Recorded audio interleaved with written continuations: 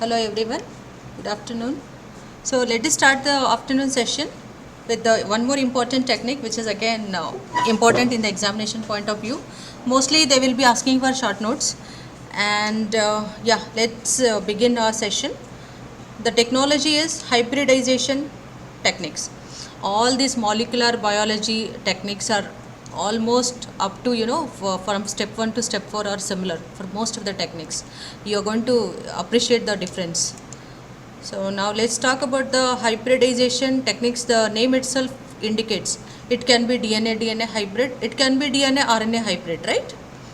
Now what is hybridization? Nothing but they are also called as blotting techniques. Blotting means absorbing something onto the absorbing some substance into the another substance. Suppose there is a nitrocellulose membrane.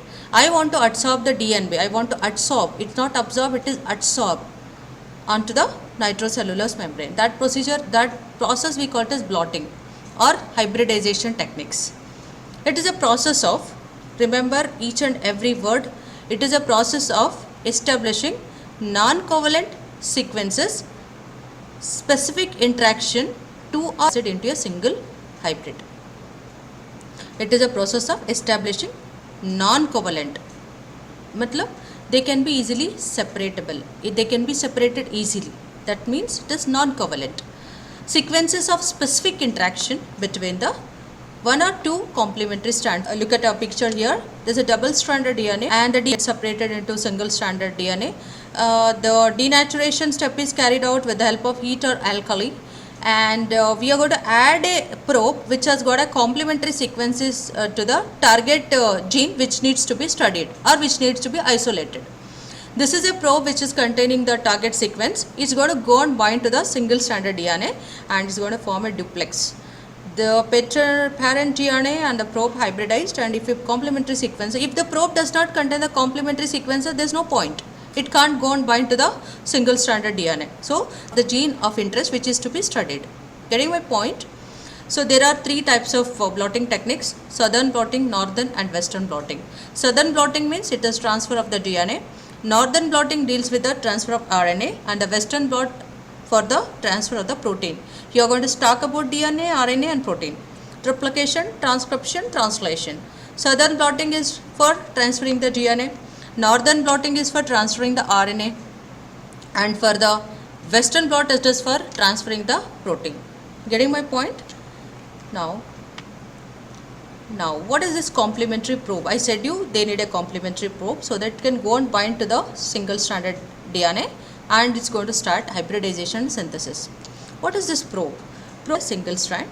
It may be a piece of RNA or piece of DNA depending upon the western blot or the northern blot or the southern blot which we want to carry out. It can be a piece of DNA or RNA. The probe is always labeled with either radioactive isotope or non-radioactive isotope. Okay? The nucleotide sequence of which is complementary to the target DNA. I want to study a sickle cell gene. That is my interest area. I need to have a complementary strand that is in the form of the probe. Then only it is going to go and bind to the particular sequence of the DNA which is in complementary nature. The nucleotide sequence of the specific gene is identified by hybridization technology. I told you it can be using radioactive isotope or non-radioactive isotope. If it is using radioactive isotope, the most commonly used isotope is phosphorus labeled 32 labeled DCTP. And radioactivity is tagged onto the gene, and we are going to place the X-ray plate on the nitrocellulose membrane, and we are going to the X-ray plate, the nitrocellulose membrane which has got a probe, it is going to emit the radioactivity which will be seen as the marks on the X-ray plate. Those marks will be studied. I am going to describe the overall principle in the next slide. So for now, try to understand what is probe. Probe is required. It is a single strand. It can be DNA or it can be RNA. It should be radio labeled, or if you don't want to use radioisotope, we can use non-radioisotopes which will be discussed in the next slide, like avidin, biotin, etc. These probes should be having complementary sequence to the target DNA which is to be studied or to be isolated. The complementary DNA probes are used to detect DNA fragments. they are used to detect and quantitate RNA fragments. Specific antibodies can, if you are using antibodies on the probe, then we can identify the protein. We can identify the, because protein is an antigen. We are adding antibodies, antigen antibody will bind with each other, then there will be markings on the X-ray plate. Getting my point? So this is about the probes. The method of labeling, the probes can be either labeled with the radioactive segment, that is using Phosphorus 32. The non-radioactive, for example, we can use biotin. Biotin, you are already aware of, it's a vitamin. It is more sensitive and relatively expensive, but radioactive, if you use, it is sensitive, it's relatively cheap, but it is hazardous, health hazardous. You should follow the radioactive waste as well. Suppose if you are using a radioactive substances, then again the biomedical waste management and the disposal is a big question mark here. And yeah, the avidin or biotin is labeled to the probe, and this will be having complementary sequences to the target DNA, and it can cause hybridization. One more important thing about that, for DNA, 20 to 30 nucleotide complement to the region the gene has to be present in the probe. Getting my point? Now, depending upon the type of hybridization, we have southern blotting, northern blotting and western blotting. Southern blotting is for transferring the DNA, and northern blotting is for transferring the RNA, and western blot is for transferring the protein. Now he was the person who developed the southern blotting in the year 1975. It is a technique to identify the DNA segment. That's it. Based on the principle of this hybridization technology is based on the base pairing rule of the complementary nucleic acid strand. It is a DNA-DNA hybridization. Getting my point? It is a DNA-DNA hybridization. Now let us take the example and what are the steps that are applicable to southern blotting. First of all, we are going to isolate the DNA. From where we are going to isolate DNA? It can be from any source, most commonly WBC. We are going to isolate DNA from the WBC. We have done it. DNA is there with us. Now the DNA has to be cut with the help of restriction endonuclease, because we want a particular segment of DNA. We do not want entire DNA, right? The particular fragment we need, for which we are going to treat the DNA with the restriction endonuclease of whatever the interest of our study. Okay, so we are, suppose if I want to study antibiotic resistant gene, I can use ECAR1, right? That, as we studied in the recombinant DNA technology. So we are going to treat it with the restriction endonuclease. Now it has generated the fragments. The DNA gets fragmented. Then we are going to run these fragments on the agarose gel electrophoresis. Whether I want to know whether the DNA is really hybridized, whether it is really present, or depending upon the number of bands that we obtain, whether the restriction endonuclease has acted upon it or not. Now the agarose gel electrophoresis will have multiple DNA fragments. When we do the electrophoresis, when we apply this sample which we have already isolated and we have treated with the electrophoresis, as usual normal electrophoresis, but here we are going to use agarose gel electrophoresis to separate the various fragments. Now once the fragments are separated, we are going to treat with the NaOH, that is alkali, because whatever the fragments that are separated, they are double stranded. We do not want double stranded. What did we say? We want single stranded DNA for the technique to take place.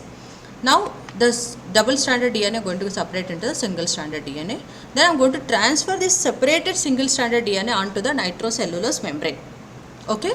After that, what are we going to do? Now single stranded DNA is with me. Now what am I going to do? I need to add a probe. Probe is having a complementary sequence to be studied of the gene of interest, which is present on the virginal parental DNA. I am going to add a radio labeled or fluorescent labeled probe. Now probe has got a complementary sequence. It is going to go and bind to the particular fragment of the DNA, which has got a complementary sequence. Now once this is done, the nitrocellulose membrane is there, probe is there, probe has gone and bind. The excess probes can be removed by the washing step, so that only the gene of interest will be studied.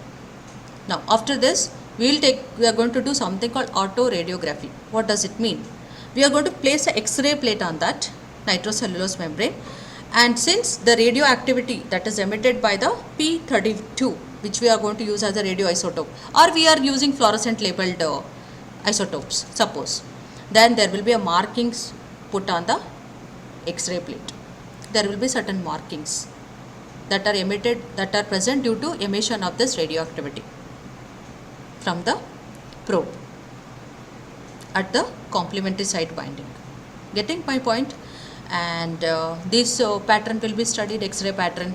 We are going to compare with the normal DNA, and the abnormal DNA can be studied. I am going to explain you better with the help of sickle cell disease. We are going to study now. Look at the picture here.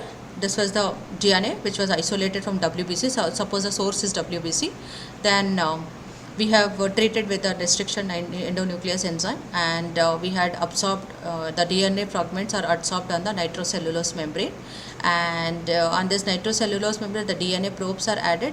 You can see the bands visualized on the X-ray plate. This is called autoradiography.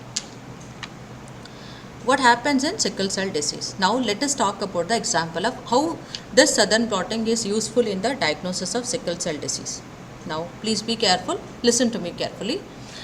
What happens in sickle cell disease? Normally we already studied there's a point mutation, there's a substitution of valine to the glutamic acid at the 6th position of the beta globin chain of the hemoglobin, right?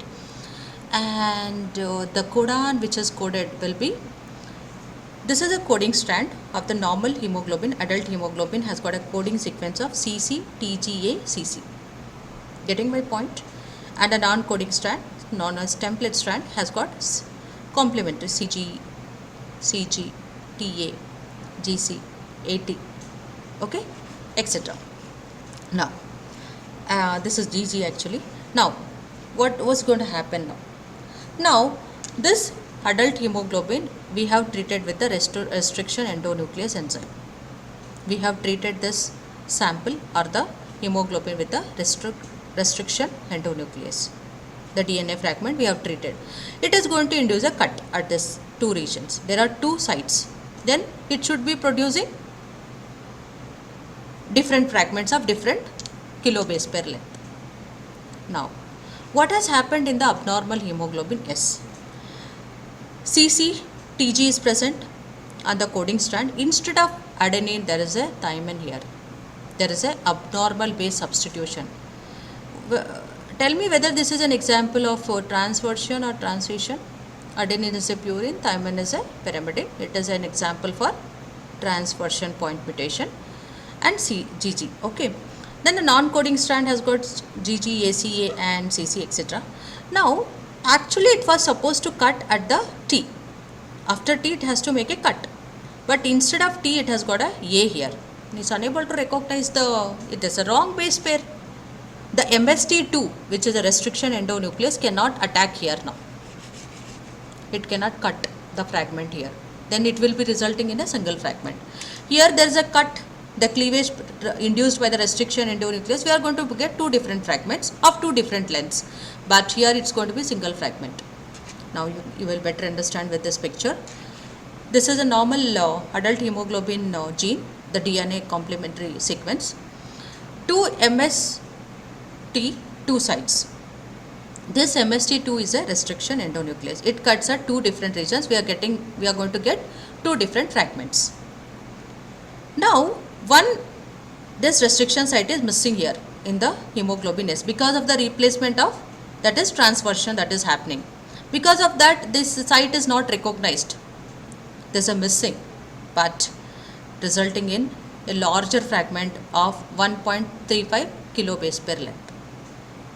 In a normal person, when you do electrophoresis of this particular two patient sample, what are we going to get? This patient who is not suffering from the sickle cell disease will have a fragment at this position, and the sickle cell trait patient will have two fragments, which is 1.35 kilobase pairs and 1.15 kilobase. This fragment is 1.15 kilobase pair, which was produced as a result of normal restriction endonuclease acting on the normal gene. We are going to get a fragment at 1.15. We are supposed to get.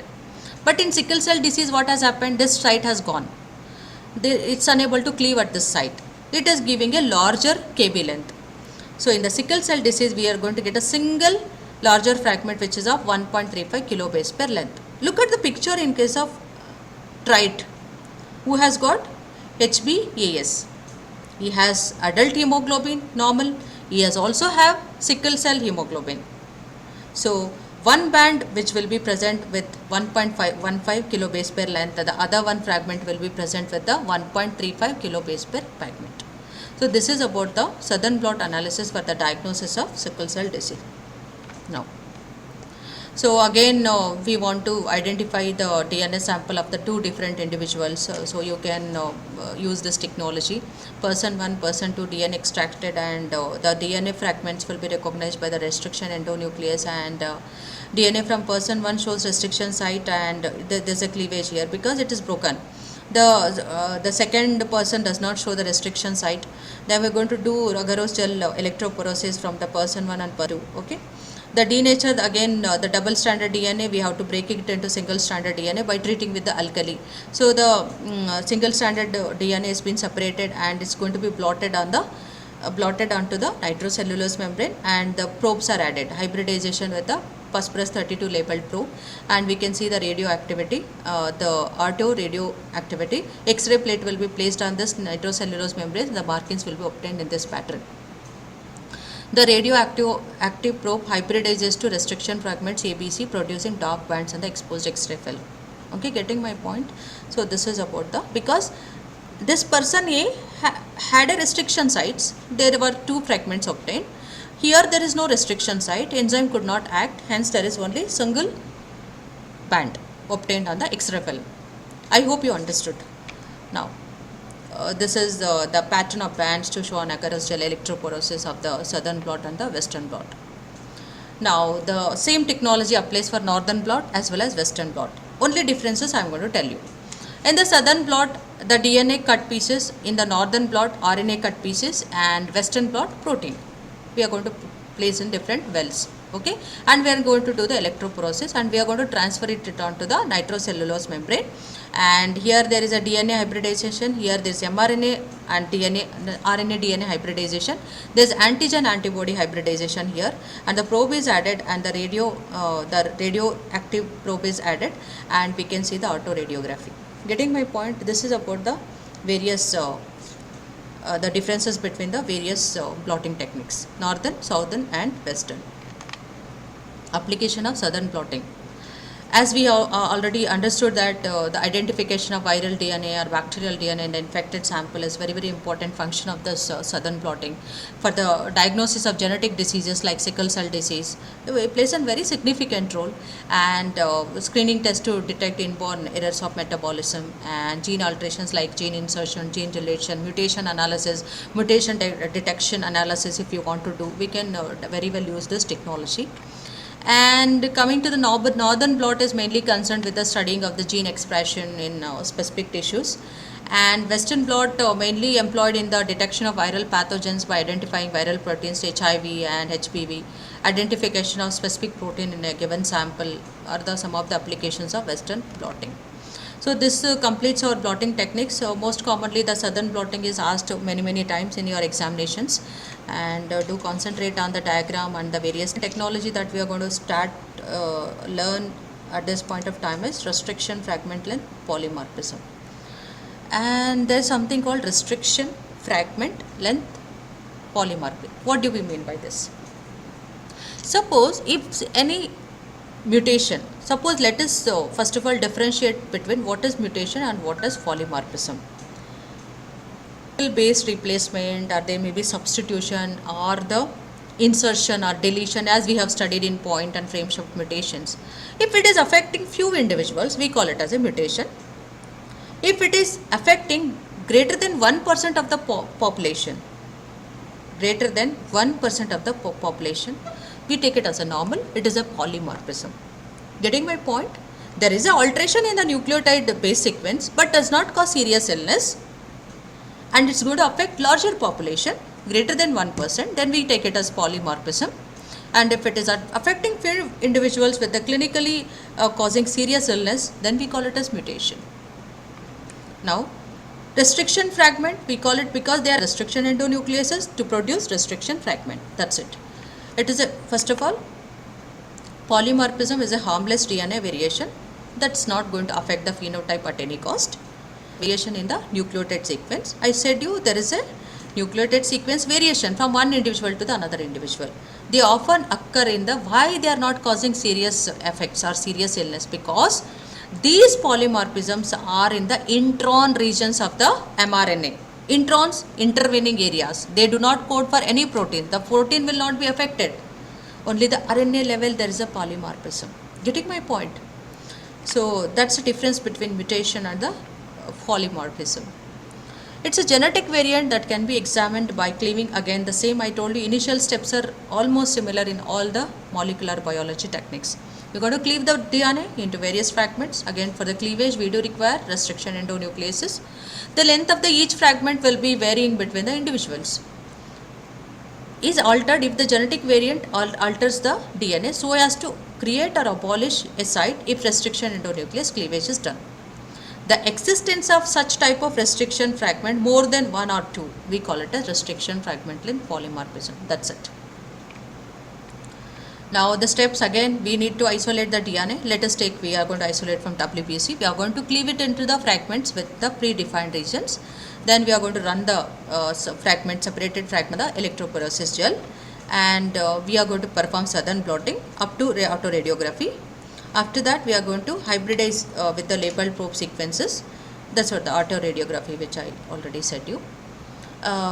Suppose this is a DNA from first individual and this is a DNA from the second individual. We are going to use the same restriction endonuclease in both the individuals. But in person 1, there are 4 fragments. In person 2, there are 3 fragments because there is a missing of one particular restriction site. Getting my point? So this is called as restriction fragment length polymorphism.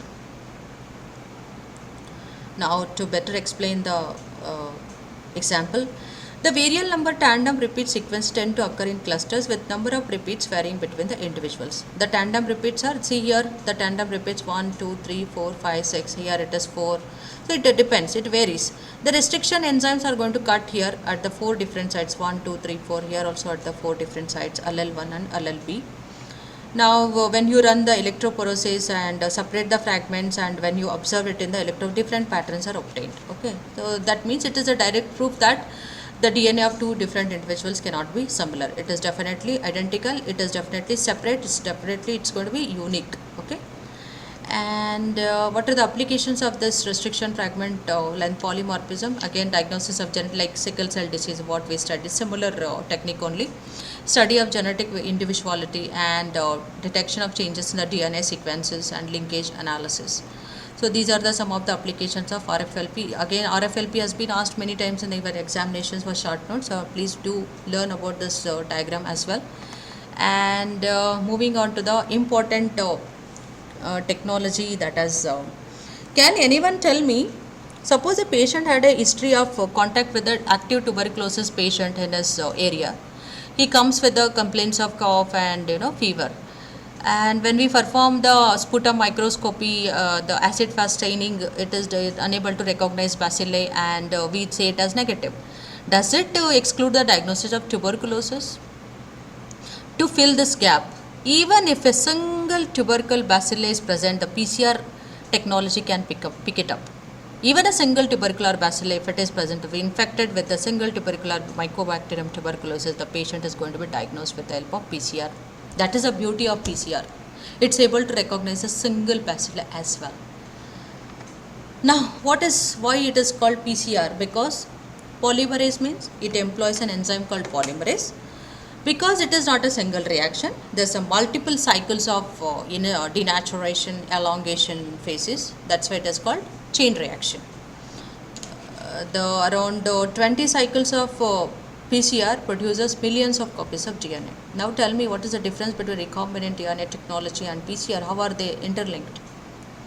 PCR is an in vitro amplification of DNA with the help of a machine. We call it as thermal cycle. Host here is thermal cycler.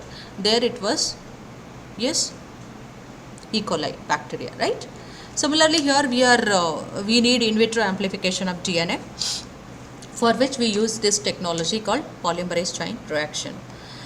Well, in the year 1975, a great scientist called Kary Mullis, he was the person, in the 2006 year, he was the person who invented PCR, and for which he was awarded Nobel Prize again.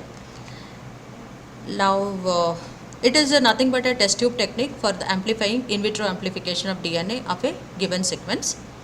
Target amplification is done by thermal cycling. There's an exponential amplification of the sample.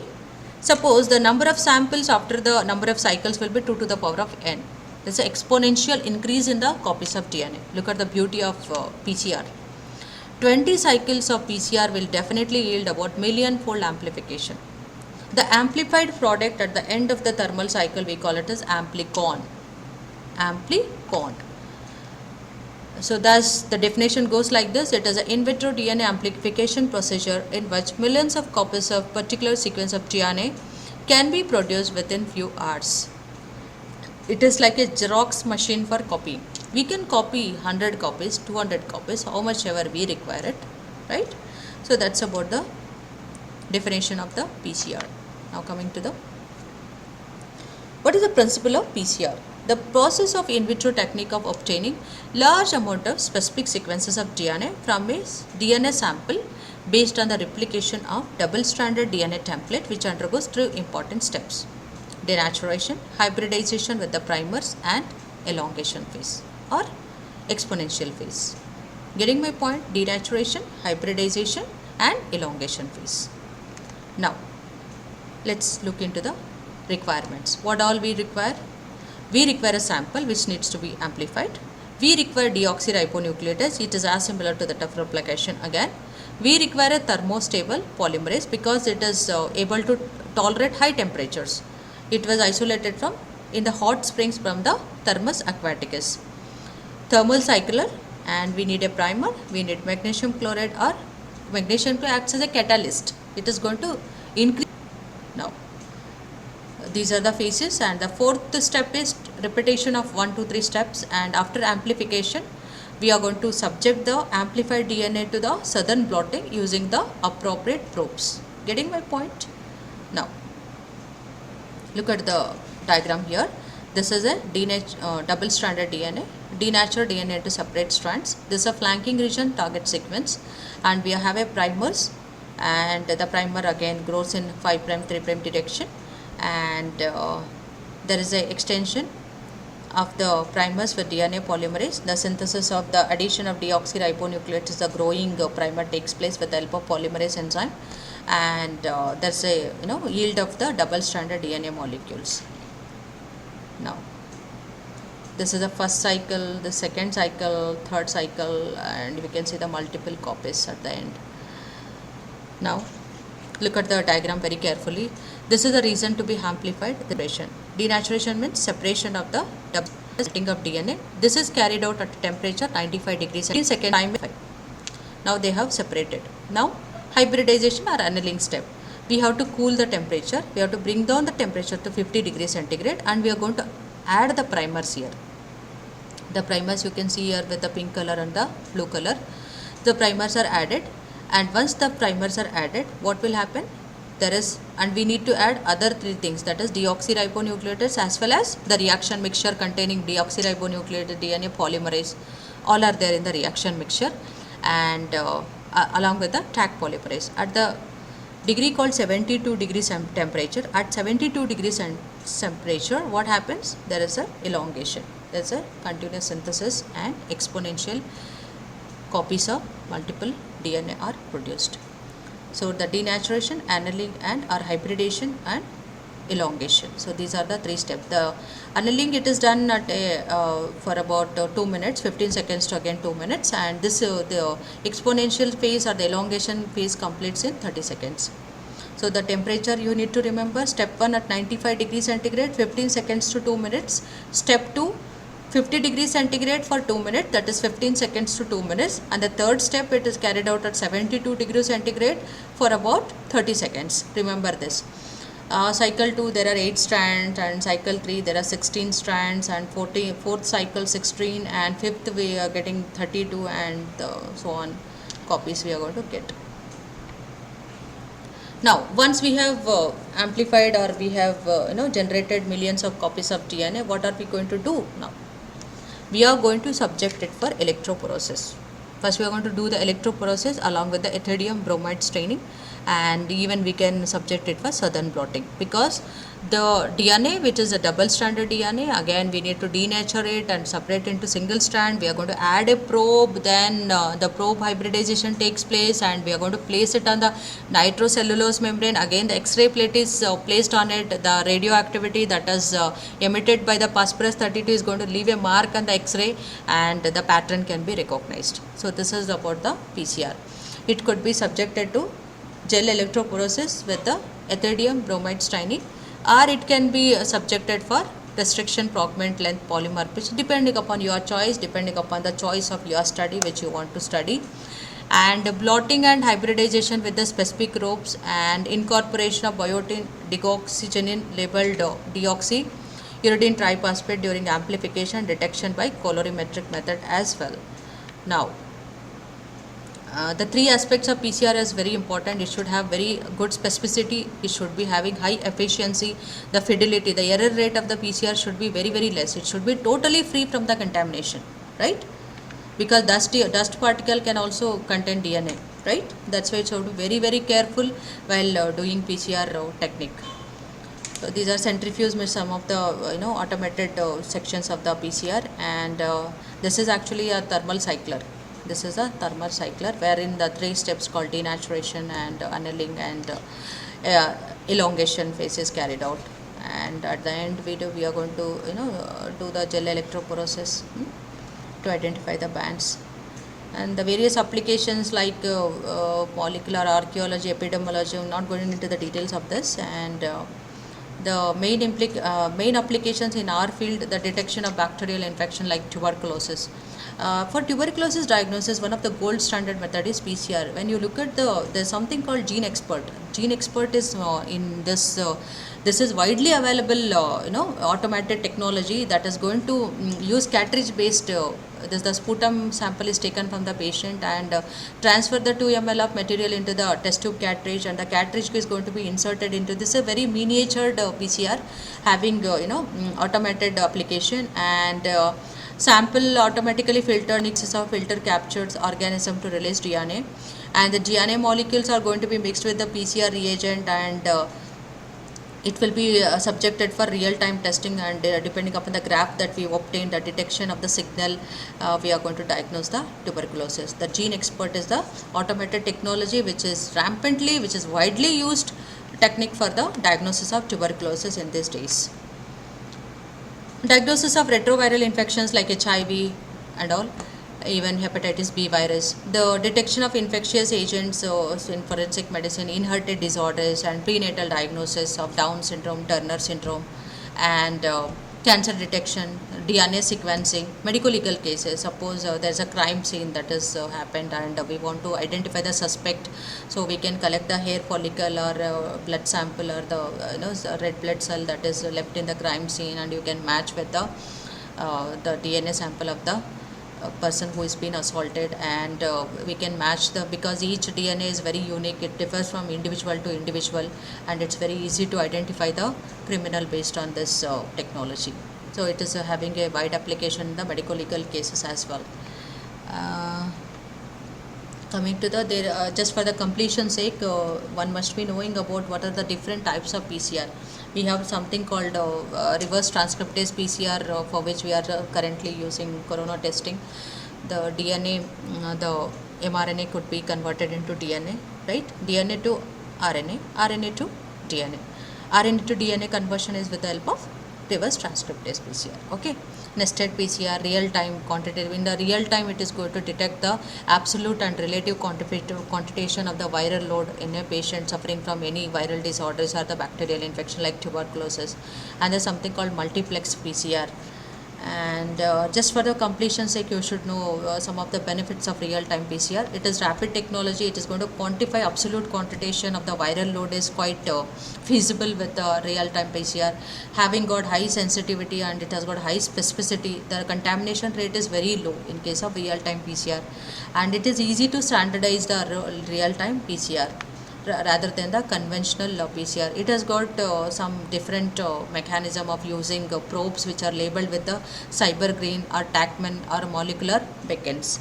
So these are the real-time reporters that has been employed in the real-time PCR. You need not know about the details of this, but please know about the various steps of PCR and what are its applications in the medicine. So these are the important aspects, and this could be coming for the long question. What are the different steps of PCR, and write the applications of PCR in the clinical practice or in the medicine.